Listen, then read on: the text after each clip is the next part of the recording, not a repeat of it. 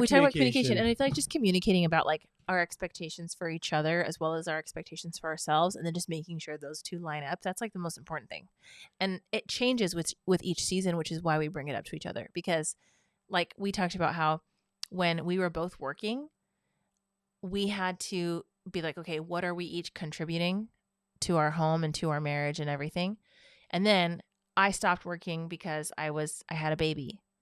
And we had to then talk about, hey, in this season of me having a newborn, I'm going to be doing a lot less. I'm going to be keeping our baby alive. I'm not really going to be doing a whole lot of cooking and cleaning. I'm not bringing in an income. It's your time to shine, babe.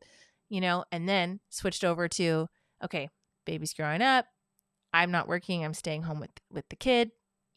How do the expectations change through each season? We talk about that a lot. Yeah, and you have to get in a rhythm, because that's not normal. Like for us, it wasn't normal to we let things bubble up and get at first when we were first married, and when my work would be super busy, when I would go stay at late at night if I was working in Ashley sales and doing a bunch of things. But the reality is when we started talking about the season, talking about, hey, I'm letting you know in the future, I'm going to be busy this week. Mm-hmm. It's Easter week or this or that. Mm-hmm. And so when we kind of navigated that in every season, we were able to like then take on that load, prepared ourselves to take on that load. And we have to like continue to have those conversations, because sometimes especially recently, we're not going through a lot of like changes in season, as far as like our kids are like kind of in the seasons are always changing with kids, but it's pretty constant. We don't have newborns, we're not currently potty training anybody. Like we're kind of just in this, like, I'm not working. I'm stay at home. You are. Well, you are working. You're working at home.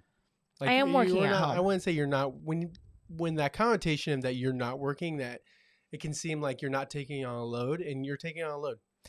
I have the biggest load. You do. Yes, you do. So. But I do like the idea. We've talked about this before of like being a stay-at-home mom is a full-time job, obviously. What you do is a full-time job. And so when we are each like at our respective jobs, we take on full 100% of that. And then when we are both home, Clay, you remember Clay? Real quick. I do. Shout out Clay. Hi, Clay. Clay. How's it going, man? So Clay is a rad dude. What are you, in college now? No, he is. Okay, cool thing about Clay is this. He we knew him from junior high. We're in junior high ministry 15 years ago, probably. No, it was less than that. Like 14, 13, 12 years ago. It was not 12 Well, now years he's ago. a pilot, and he's flying all over the world, and he's like legit. Way. Clay is like very legit. So Clay, thanks for joining us, yeah, man. He's the homie. He's the homie. It's cool to see his Instagram. He's like that pilot you follow. It wasn't 12 years ago, was it? Was it 12 years? No, it was like 2015. I know. He's like, no way out now. You're locked 15. in. No way out now. 15, 14. It's been like 12 years. Were we married yet? No, we were dating. I literally told a story about the doorknob. That was Clay. That was not Clay. Oh. That was his brother. Bite the doorknob. But I literally told that story a while back. So go back in our archives and watch it. 2013. Yeah, because we weren't married yet. Yeah. Just a couple of little lovebirds. Little lovebirds. Which is, 11, 12 years ago. Yeah. That's wild. I was with like Justin, Zach. I know. Shh. All right. I wish you all the best, Clay. Wish you all the best. Yes. Amazing. He was in middle school.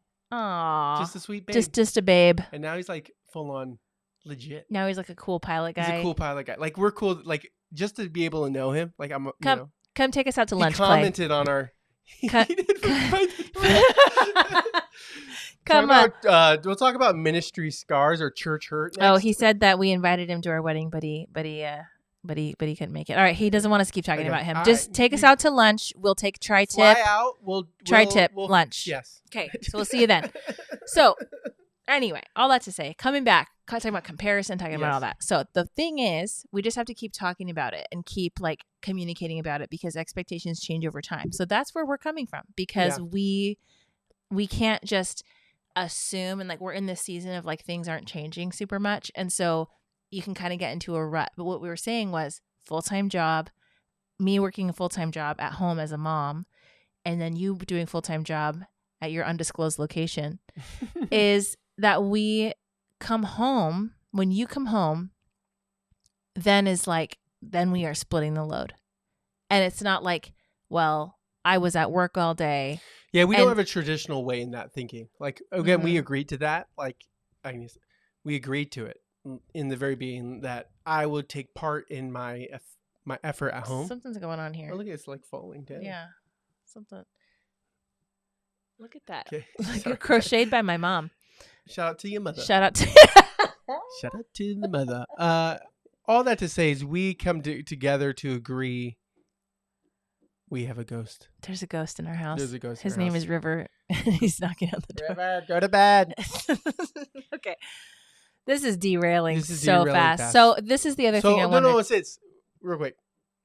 I was gonna say is that we have agreed that in the past, like, we're gonna do that because there are some marriages where the wife's like, "I got this, we got this taken on," but we equally need each other. Very much so. We do. We've talked about, and we had that. We're those talk. type of people. We're very dependent on each other. We're very, what's it called when you're like not needy but like codependent? Are you though? Are you though? Are you? I don't know what you're trying to say. We're both needy, and so being together, we have each other's needs in mind. Yeah. I'm gonna have a word with your son really quick. Okay. I'll be right back. Right after, I wish you know what we need is right after these commercials. He's no, honey. So okay, I'm gonna carry this, y'all. So we have this issue with River right now, where he is a blanket sucker, a thumb sucker, and we don't have to put him out on blast like that. oh, sorry, we have a son that deals with sucking his thumb, and if you guys have any tips, strategies of how to get rid of that, we tried the nail polish. We tried bartering with him, like if you don't do it for a week, and I said a month. Anyway, we don't need to get into all that. It's an issue that we'll deal with him. He doesn't need the whole world to know that he has a. Well, they don't need the whole world. Poor River. Hey. He's not as poor, Cyrus. How? Cyrus, he is not as poor. Listen, all 2 of our viewers, he's fine. He's going to bed. It's okay. So let's bring it on back in. Let's underail this thing. Let's re-rail. Can we re-rail? Re-rail. Let's re-rail. So what we're talking about here was the whole expectations for each other. But what I wanted to say was that when it comes